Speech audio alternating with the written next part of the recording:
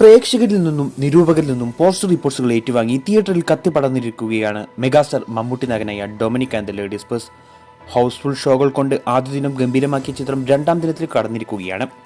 വലിയ ഹൈപ്പോ പ്രൊമോഷനോ ഇല്ലാതെ വന്ന ചിത്രത്തിന് ആദ്യ ദിനത്തെ അപേക്ഷിച്ച് രണ്ടാം ദിനമായ ഇന്ന് ഗംഭീര ബുക്കിംഗും തിരക്കുമാണ് ഉള്ളത്. അതുകൊണ്ട് തന്നെ മികച്ച കളക്ഷനാണ് ഇന്ന് ഡൊമിനിക്കിന് പ്രതീക്ഷിക്കുന്നത്.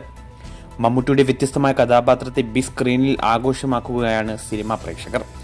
റിലീസിന് മുമ്പ് ആരാധകർക്ക് ചിത്രത്തിൽ വലിയ പ്രതീക്ഷയില്ലായിരുന്നെങ്കിലും റിലീസിന് ശേഷം എല്ലാവരുടെയും മനസ്സ് കീഴടക്കിയിരിക്കുകയാണ് ഡൊമിനിക്.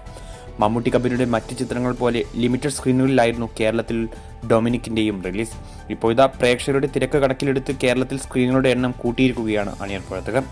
ഇന്നലെ റെഗുലർ ഷോകൾക്ക് പുറമെ ഒട്ടനവധി എക്സ്ട്രാ ഷോകളും കളിച്ച ചിത്രം ബോക്സ് ഓഫീസിൽ പുതിയ കളക്ഷൻ റെക്കോർഡ് സൃഷ്ടിക്കുമെന്നാണ് കരുതുന്നത്.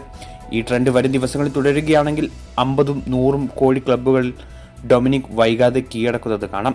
ഇതേക്കുറിച്ചുള്ള നിങ്ങളുടെ അഭിപ്രായം കമന്റ് ചെയ്യൂ.